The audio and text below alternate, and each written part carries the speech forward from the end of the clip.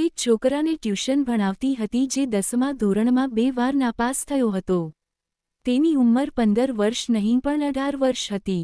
ટ્યુશનના સમયે તે હંમેશા મારી તરફ જ જોયા કરતો હતો. એક દિવસ તે સીધો મારા રૂમમાં આવી ગયો અને કહેવા લાગ્યો, મેડમ, તમારે જેટલા પણ પૈસા જોઈએ એટલા હું આપી દઈશ, પણ તમે મને દિલની શાંતિ મળે ત્યાં સુધી ખુશ કરી દો.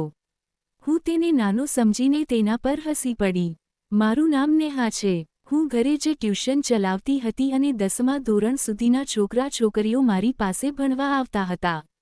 ટ્યુશનમાંથી હું મહિને 7,000 કમાતી હતી, પણ તે ક્યાંક ને ક્યાંક ઘરમાં જ ખર્ચ થઈ જતા હતા. હજારો રૂપિયામાં પણ હું મારું ઘર બરાબર ચલાવી શકતી નહોતી, પણ જે હતું તે મારા માટે ઠીક ચાલતું હતું. એક દિવસ મારી ટ્યુશનમાં એક 60 વર્ષના વ્યક્તિ તેમના 15 વર્ષના પૌત્રને લઈને આવ્યા. તે વ્યક્તિ મોટી મોંઘી ગાડીમાં મારા ઘરે આવ્યા હતા અને તેમની જીવનશૈલી પણ અમીર લોકો જેવી હતી. તેમની આ શાન જોઈને મારી આંખો અંજાઈ ગઈ. મેં તેમનો પરિચય પૂછ્યો તો તે બોલ્યા, હું દીનદયાળ છું અને હું મારા પૌત્રને તમારી પાસે ટ્યુશન માટે લાવ્યો છું. મને પ્રશ્ન થયો કે આટલા અમીર હોવા છતાં તેઓ પોતાના પૌત્રને ઘરના ટ્યુશનમાં કેમ લાવ્યા છે, જ્યારે શહેરમાં મોટા મોટા કોચિંગ સેન્ટરો હતા. મેં તેમને આ સવાલ પૂછ્યો, ત્યારે તેમણે કહ્યું, મેડમ, જો તમે મારા પૌત્રને 15 વર્ષનો સમજી રહ્યા હો તો સાંભળો, તે 15નો નહીં પણ 18 વર્ષનો છે. તેની 10મું પાસ કરવાની ઉંમર તો ક્યારની નીકળી ગઈ છે. છેલ્લા 2 વર્ષથી તે વારંવાર નાપાસ થઈ રહ્યો છે. શહેરના મોટા કોચિંગમાં ભણાવ્યો પણ કંઈ ફાયદો ન થયો. એક વિદ્યાર્થી પાસેથી તમારું નામ સાંભળ્યું હતું. ક્યારેક જે મોટા લોકો નથી કરી શકતા, તે એક સામાન્ય વ્યક્તિ કરી દે છે. હવે હું તમારી પાસે બહુ આશા લઈને આવ્યો છું. દીનદયાળની વાતોમાં મને સચ્ચાઈ દેખાઈ અને મેં તેમના પૌત્ર, અમનનું એડમિશન કરી લીધું. હું બીજા વિદ્યાર્થીઓ પાસેથી 2,000 લેતી હતી, પણ દીનદયાળને મેં 3,000 ફી કહી. તેમણે તરત જ પહેલા મહિનાની ફી આપી દીધી.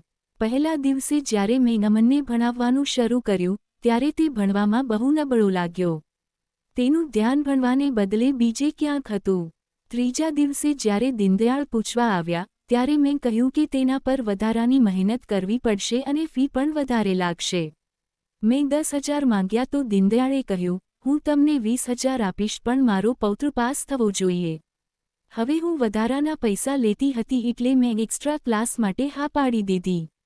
બપોરે બીજી 3 વાગ્યા સુધી બીજા છોકરાઓ ભણીને જતા રહેતા, પણ અમન 5 વાગ્યા સુધી એકલો રોકાતો. એક દિવસ ખેંચતાણમાં મારું ઓઢણું પડી ગયું અને અમનની નજર બગડી.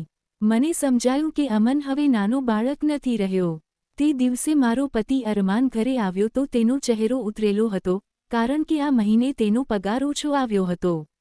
મેં તેને 10,000 આપ્યા જે જોઈને તે ખુશ થઈ ગયો અને મને ગળે લગાવી. ત્યારે મેં જોયું કે અમન દરવાજેથી અમને જોઈ રહ્યો હતો. ધીરે ધીરે પૈસાની લાલચમાં હું અમનની નજીક આવવા લાગી. અમન મને મોંઘી ભેટો આપતો અને શોપિંગ કરાવતો. તેણે મને કહ્યું કે તેના દાદા તેને મહિને 50,000 પોકેટ મની આપે છે. મારી આંખો ફાટી ગઈ. જે પૈસા માટે હું મહેનત કરતી હતી, તે તેની પાસે વગર મહેનતે હતા.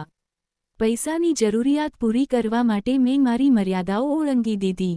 અમારો 14 વર્ષનો દીકરો, સિદ્ધ, તેની માસી પાસે ભણતો હતો, તેના ખર્ચ માટે પણ પૈસાની જરૂર હતી. આ બધું વિચારીને મેં અમનની અનુચિત માંગણીઓ સ્વીકારી લીધી. અમન પોતાની તાકાત વધારવા માટે કેટલીક ગોળીઓ લેવા લાગ્યો હતો, જે તેના સ્વાસ્થ્ય માટે હાનિકારક હતી. હું આ બધું પૈસા માટે સહન કરતી રહી. પણ એક દિવસ મારી બહેન સુનીતાનો ફોન આવ્યો અને તેણે જે કહ્યું તે સાંભળીને મારા પગ નીચેથી જમીન સરકી ગઈ. સુનીતાએ કહ્યું, નેહા, તારા દીકરા સિદ્ધને અત્યારે જ અહીંથી લઈ જા. તેણે તેની ટ્યુશન ટીચર પર ખરાબ નજર નાખી છે. મારા દીકરાની આ હરકત સાંભળીને મને સમજાયું કે આ બધું મારા જ કર્મોનું ફળ છે. હું પોતે શિક્ષક હોવા છતાં પૈસા માટે એક 18 વર્ષના છોકરા સાથે ખોટા રસ્તે હતી, તો મારો દીકરો બીજાને શું માન આપશે? મને મારી ભૂલનો અહેસાસ થયો. મેં અમનના આપેલા બધા ગિફ્ટ અને પૈસા પાછા આપી દીધા અને તેને ટ્યુશનમાં આવવાની મનાઈ કરી દીધી. મેં ટ્યુશન ભણાવવાનું બંધ કરી દીધું કારણ કે મને બહુ પસ્તાવો હતો. મેં નક્કી કર્યું કે મારી પાસે જે છે તેમાં જ હું ખુશ રહીશ. બોધ, પૈસા બધું જ નથી. હોતા, પૈસા કરતાં સંસ્કાર મોટા હોય છે.